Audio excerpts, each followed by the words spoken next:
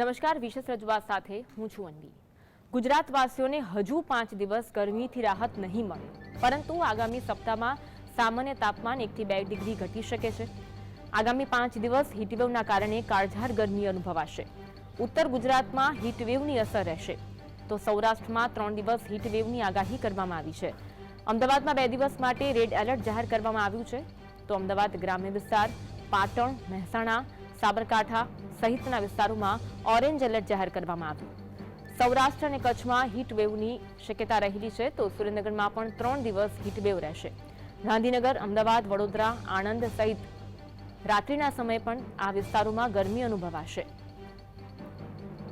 તો ગુજરાતવાસીઓ ગરમીથી સાવધાન, ગરમીમાંથી થોડા દિવસ રાહત ન મળે તેવી શક્યતા છે, કારણ કે રાજ્યમાં આગામી 5 દિવસ કાળઝાળ ગરમી રહેશે તેવી આગાહી હવામાન વિભાગ દ્વારા કરવામાં આવી છે।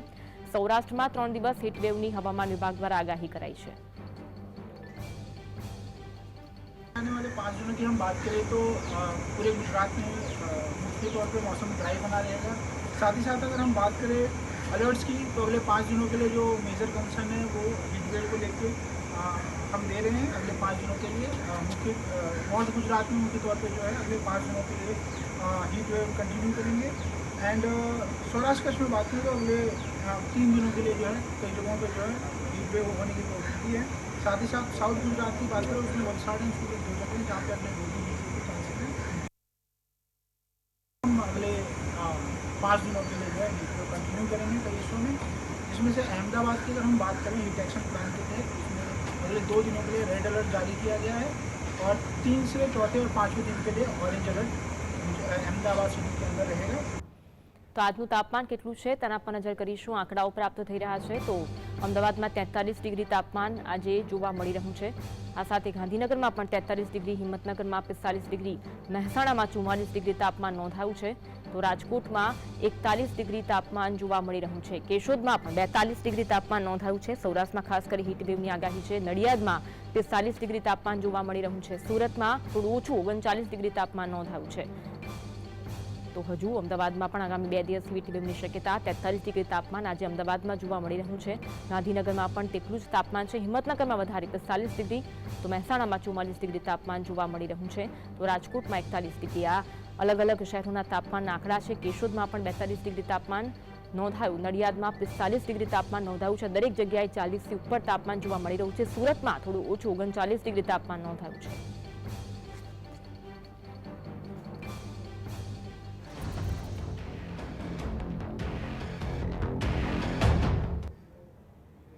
તો ગુજરાત બન્યું છે અગનભઠ્ઠી, કાળઝાળ ગરમી પડી રહી છે। હવામાન વિભાગ દ્વારા પણ આગામી 5 દિવસ હીટવેવની આગાહી કરવામાં આવી। અમદાવાદમાં પણ આગામી 2 દિવસ હીટવેવની શક્યતા છે।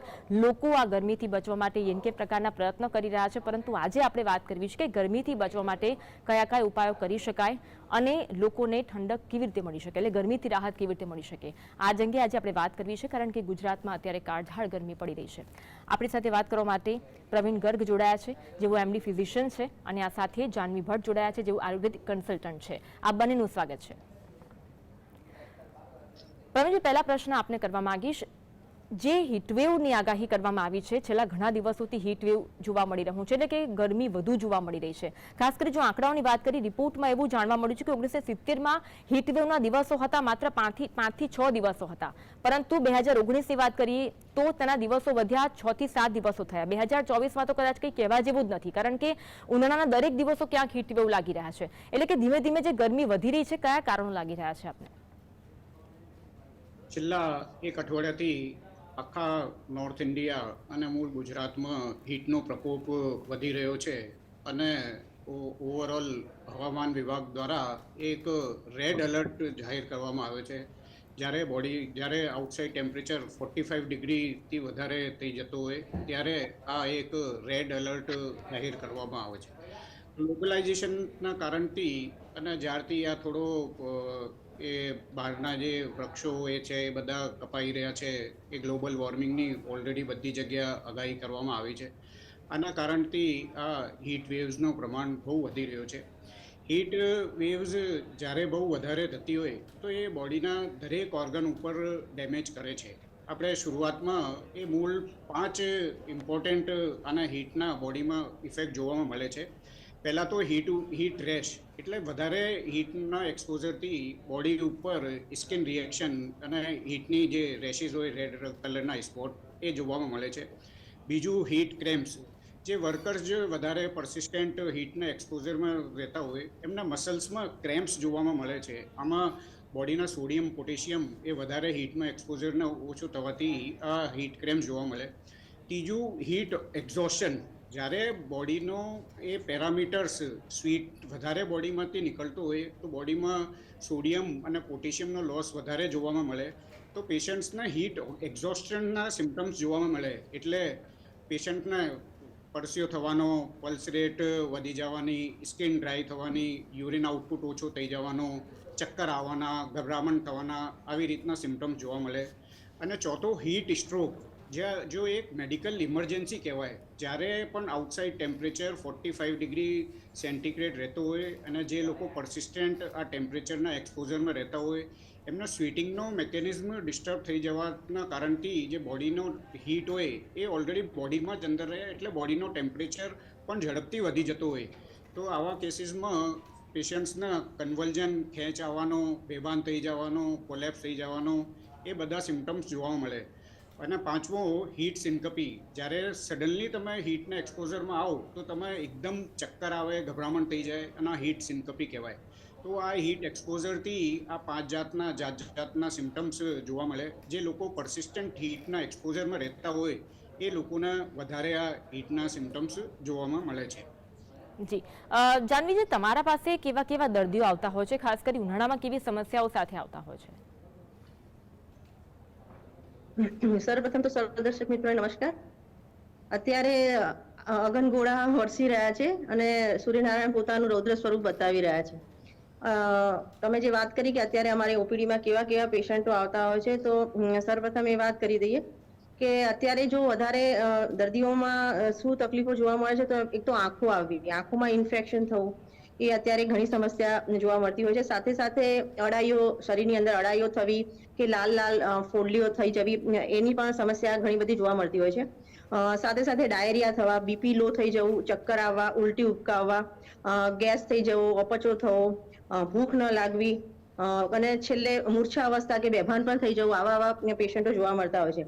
પરંતુ દર્શક મિત્રોને એક વાત જણાવી દઈએ કે જો આયુર્વેદમાં બતાવેલા નાના નાના નુસ્ખાઓ કે નાના નાના ઉપાયોનું જો પાલન કરવામાં આવે તો આપણા આરોગ્યને ઊની આંચ પણ આવતી નથી. તો આજે હું એ જ માટે થોડી ટિપ્સ આપવા જઈ રહી છું કે માની લો અત્યારે તમને આંખો આવવાની સમસ્યા ખૂબ જોવા મળતી હોય છે. તો આંખો આવતી હોય ત્યારે ચરકે કહ્યું છે કે જ્યારે આવી સમસ્યા જોવા મળે તો બકરી, બહુ સિમ્પલ પ્રયોગ છે, બકરીના દૂધના 2 ટીપા બંને આંખની અંદર તમે આંજી દો, 3 થી 4 દિવસ આ પ્રયોગ કરો તો 100% જે આંખ આવવાની સમસ્યા છે એમાંથી છુટકારો મળતો હોય છે. અત્યારે અડાઈની સમસ્યા બહુ જોવા મળતી હોય છે, કારણ કે પરસેવો જે ભીનાશ પડતી જગ્યામાં પરસેવો ખૂબ જ જામી જાય છે. તો એ વખતે પેલા અડાઈઓ થાય, નાની નાની લાલ લાલ રેડ રેડ ફોડલીઓ થાય, તો એવા સમયે ખૂબ સરળ પ્રયોગ છે કે તમે જે સૂર્યનો જે તાપ છે એ તાપની અંદર જે પાણીનું એક તપેલું મૂકી દો અને એ પાણીના તપેલાને એમાં એ સૂર્યના તાપથી જ ગરમ થવા દો અને એ ગરમ થયેલું જે પાણી છે એનાથી તમે સ્નાન કરો તો એનાથી તરત જ આ જે લાલ લાલ ફોડલીઓ થવાની સમસ્યામાંથી ખૂબ છુટકારો ઝડપથી મળી જાય છે. સાથે સાથે સાબુથી નાહવાનું છોડી દો. અત્યારે જે ચણાનો જે લોટ હોય છે એ ચણાના લોટને મસળીને એનું પેસ્ટ જેવું બનાવીને આખા શરીરે તમે માલિશ કરો તો એનાથી ખૂબ જ ઝડપથી જે લાલ લાલ ફોડલીઓ કે અડાઈઓમાંની સમસ્યામાંથી છુટકારો મળતો હોય છે.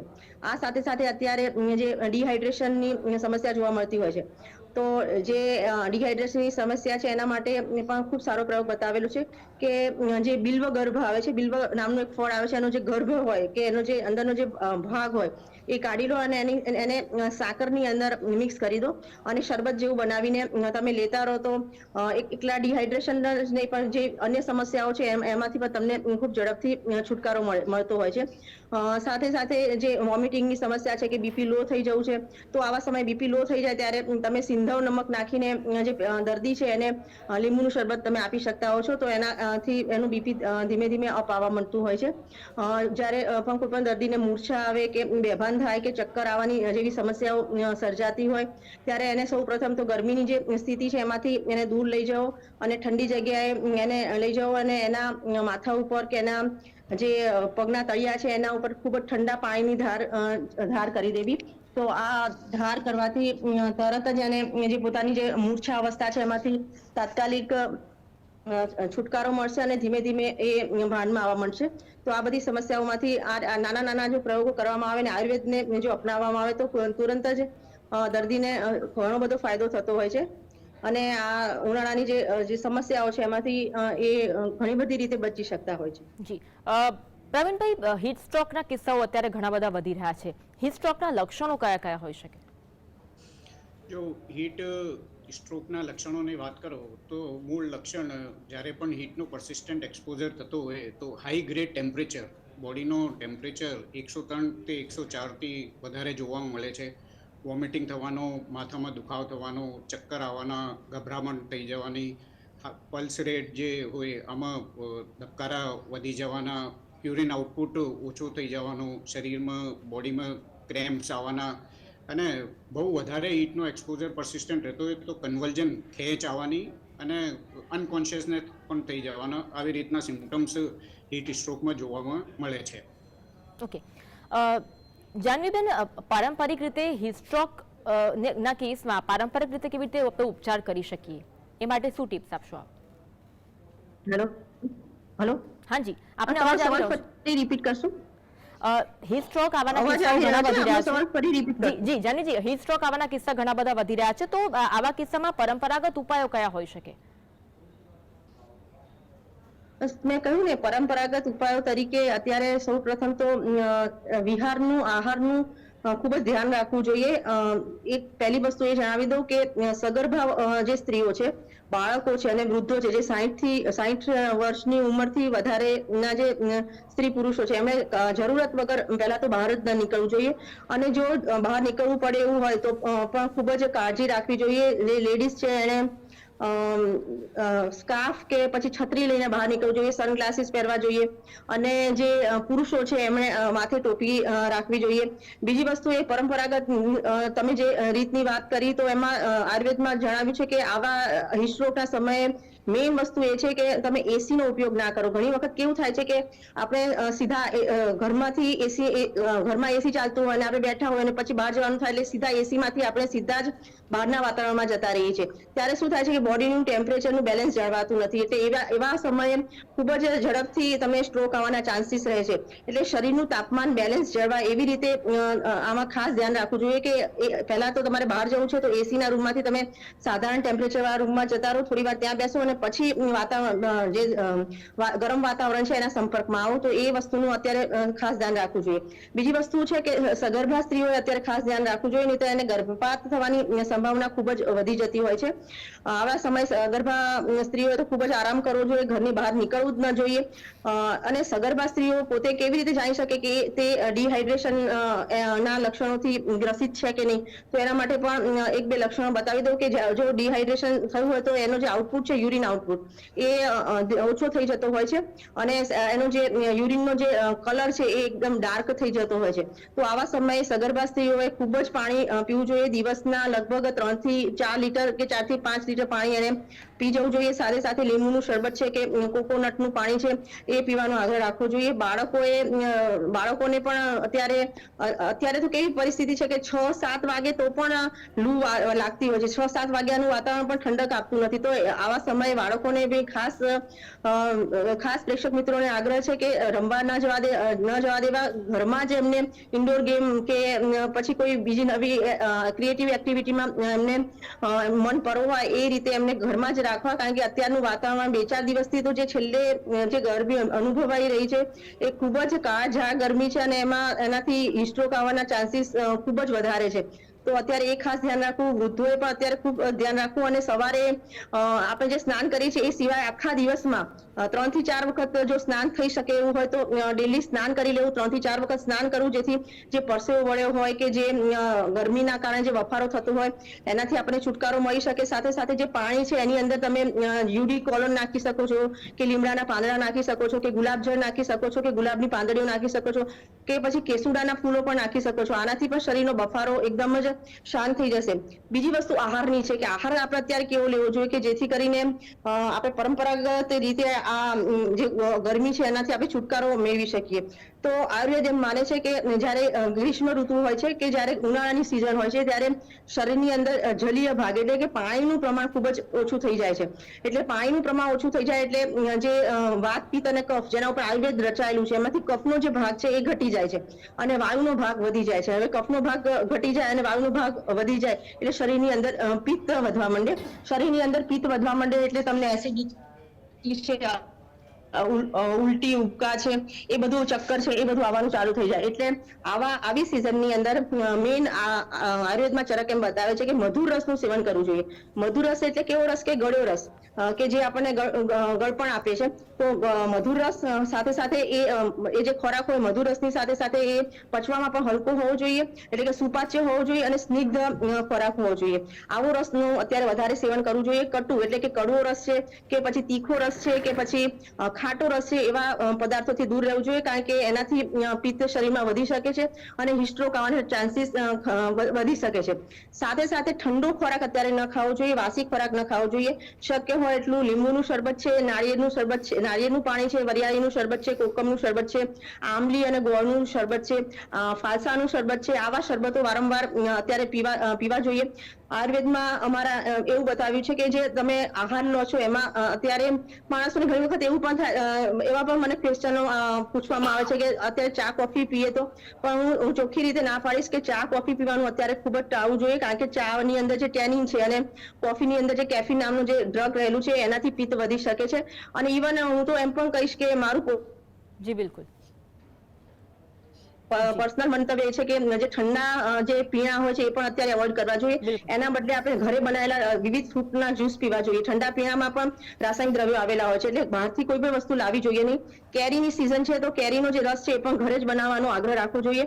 અને આટલી જે હીટ વેવ છે, આટલા બધા જે અત્યારે કાળઝાળ ગરમી છે, એમાં પરંપરાગત રીતે જે તમે મને પૂછ્યું એમાં એક સારામાં સારો ઉપાય હું દર્શક મિત્રો જણાવી દઈશ. અત્યારે બાફલો સારામાં સારો ઠંડા પીણાની પણ ગરજ સારશે અને લૂથી પણ તમને બચાવશે. જે કેરી હોય છે એને તમે બાફી નાખો અને બાફીને એનો જે માવો હોય છે એનો જે રસ નીકાળી દો અને એમાં તમે સાકર છે, જીરું છે અને સિંધાણું છે એટલું નાખીને તમે જો ડેલી એને ઠંડો કરીને પીવાનું રાખો તો એ ખૂબ જ કારગત નીવડે છે. સાથે સાથે જે બીજી પરંપરાગત રીતે જે વાત કરી તો એમાં આયુર્વેદમાં જે બતાવ્યું છે કે અમારું આયુર્વેદ એમ માને છે કે દિવા સ્વપ્નનો ત્યાગ કરવો જોઈએ. દિવા સ્વપ્ન એટલે શું કે બપોરની નિંદ્રા ત્યજવી જોઈએ. પરંતુ જ્યારે ઉનાળો છે ત્યારે ઉનાળાની અંદર જે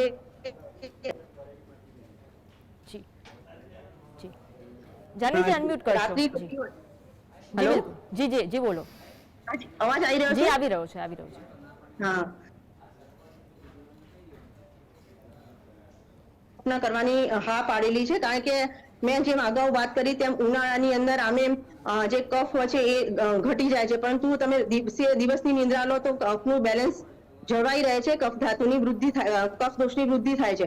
તો જ્યારે ગ્રીષ્મના જે દિવસો છે એમાં તમે દિવા સ્વપ્ન એટલે કે બપોરની 1-2 કલાકની ઊંઘ તમે લઈ શકો છો.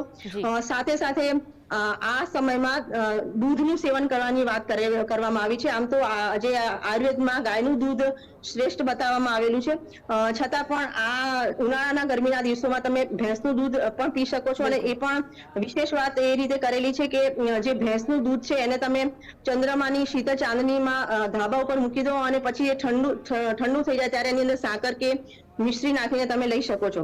બીજી એક વાત પ્રેક્ષક મિત્રોને એ જણાવી દઉં કે અત્યારે લોકો દહીંનું સેવન ખૂબ કરતા હોય છે, પરંતુ આયુર્વેદમાં દહીંનું સેવન કરવાની ગ્રીષ્મના ઋતુમાં અને શરદ ઋતુમાં ના પાડેલી છે, કારણ કે દહીં છે એને અભિસંધિ બતાવેલું છે. અભિસંધિ એટલે કેવું કે પચવામાં ભારે અને એનું જે વીર્ય છે એ ગરમ બતાવેલું છે. તો અત્યારે દહીંનું સેવન ન કરવું જોઈએ અને છાશ પણ ઘરે બનાવેલી હોય, મોળી હોય એવી જ છાશ અને તાજી હોય એવી જ છાશ અત્યારે લેવાની વાત કરેલી છે.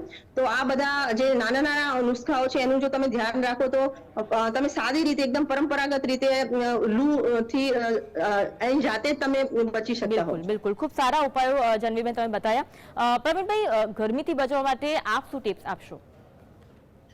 ગરમીથી બચવા માટે મૂળ prevention is the most important thing.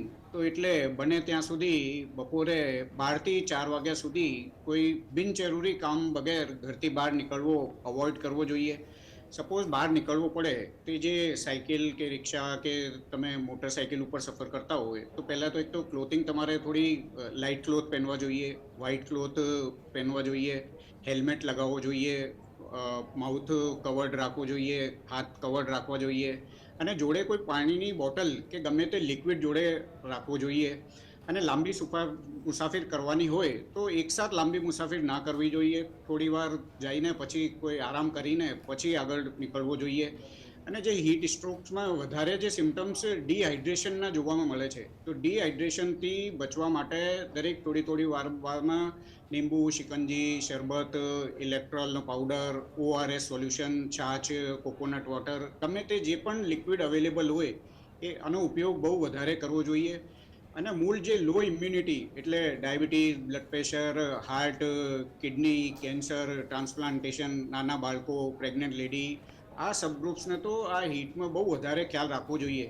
એમને ના કોઈ કામ હોય તો ઘરથી બહાર ના નીકળવું જોઈએ. ઇન કેસ બહાર નીકળવો પડે તો જે અત્યારે જે હું પ્રિકોશન્સની વાત કરી આનો વિશેષ ખ્યાલ રાખવો જોઈએ. અને કોઈ પણ સિમ્ટમ્સ દેખાય અર્લી સ્ટેજમાં તો સેલ્ફ મેડિકેશન ના કરવી જોઈએ. તરત જ ડૉક્ટરની સલાહ મુજબ જ ટ્રીટમેન્ટ કરવો જોઈએ. જી બિલકુલ. જાનવીજી, ખાસ કરી ઉનાળામાં ચામડીના રોગો પણ થતા હોય છે, તો તેના માટે આપ શું ટિપ્સ આપશો? જે સ્કિન ડિસીઝ અત્યારે ઘણા પ્રમાણમાં જોવા મળે છે, સાથે સાથે સનબર્ન પણ બહુ જોવા મળતું હોય છે કે જે આપણી જે સ્કિન હોય ટેન થઈ જાય કે કાળાશ પડતી થઈ જાય. તો એના માટે એક બહુ સારો ઉપાય બતાવું છું. પહેલા મેં જે રીતે એક વખત જે પહેલા વાત કરી એ રીતે મસૂરનો લોટ સાથે સાથે ચણાનો લોટ અને અંદર થોડીક તમે મલાઈ નાખી દો અને એનું મિશ્રણ બનાવી દો અને સવારે સાબુથી નહાવાના બદલે આનાથી જ નહાવો. તો સનબર્નથી જો સ્કિન ખરાબ થઈ ગઈ હોય કે ટેન થઈ ગઈ હોય તો એક સારામાં સારો ઉપાય કે અત્યારે ગુલકંદ ખૂબ ખાવાનું આયુર્વેદમાં વર્ણન કરેલું છે. ગુલકંદ એ ખૂબ જ ઠંડો છે, ગુલાબની પાંદડી અને મિશ્રીથી એને બનાવવામાં આવે છે. તો ગુલકંદની અંદર અડધી ચમચી સોનામુખી નામનો એક પાવડર આવે છે જે રેચક બતાવેલો છે, પણ સોનામુખીનું ચૂર્ણ, ગુલકંદ 5 ગ્રામ લો તો સોનામુખીનું ચૂર્ણ 1 ગ્રામ જેટલું લઈ એને મિક્સ કરીને એનું ચાટર બનાવીને જો તમે ખાઓ તો જે સ્કિન ટેન થઈ ગયેલી છે એ એકદમ જ ચળકી ઉઠશે, ચમકાટ આવશે. એ સિવાય જો તમને સ્કિન ડિસીઝ વધારે હોય કે પછી ધાધર જેવું થઈ ગયું હોય કે પરસેવાથી સ્કિન માં ખંજવાળ આવતી હોય તો અત્યારે સારામાં સારો અને ઘરગથ્થુ પ્રયોગ એક જ છે કે જે લીમડાના પાંદડા છે એને રાત્રે તમે પાણીની ડોલની અંદર પલાળી દો. સવારે અને સવારે થોડું હુંફાળું એને ગરમ કરીને પછી એ જ પાણીથી તમે નાહવાનું રાખો. તો આ પ્રયોગ એ સારામાં સારો છે. સાથે સાથે સ્કિન જે ટેન છે એનાથી બચવા માટે તમે ઘરની બહાર જાઓ ત્યારે બને તો સનસ્ક્રીન લોશન લગાવીને જાઓ. જો સનસ્ક્રીન લોશન ન પસંદ હોય તો જે એલોવેરા આવે છે જેને આપણે સાદી ભાષામાં કુંવારપાઠું તરીકે ઓળખીએ છીએ, તો એ કુંવારપાઠાનો જે ગળ છે એને તમે ફેસ ઉપર લગાડીને જાઓ તો એ પણ જે સનસ્ક્રીન લોશન છે એના કરતાં પણ એ વધારે ઇફેક્ટ કરશે. તમારી સ્કિન જાતે જ ગ્લો કરશે. સાથે સાથે જે કોણીના ભાગ છે કે પછી જે અંડર આર્મ્સના ભાગ છે એમાં જે કાળાશ થઈ ગઈ હોય તો એના માટે એક સારી ટિપ્સ આપું છું કે જે પાકું કેળું હોય, અડધું પાકું કેળું લો, એને છૂંદી નાખો અને એની અંદર તમે થોડીક અડધી ચમચી જેટલી હળદર નાખી દો અને અડધી ચમચી જેટલો હળદી પાવડર નાખી દો અને એનું જે મિશ્રણ છે એને તમે જે અંડર આર્મ્સના ભાગમાં કે કોણી જે કાળાશ પડતા ભાગમાં તમે લગાવી શકો છો. તો એનાથી તરત જ સ્કિન નોર્મલ થઈ જશે અને ચળકાટ પણ મારવા મળશે. જી જી. તો ગરમીથી બચવા માટે આપ સરસ સરસ ઉપાયો આપે દર્શકોને બતાવ્યા. આપ બંને મહાનુભાવો જીએસટીવીમાં જોડાયા, બંનેનો ખૂબ ખૂબ આભાર. ધન્યવાદ. તો આ સાથે જ વિશેષ રજૂઆત બસ આટલું જ. મને આપશો રજા. નમસ્કાર.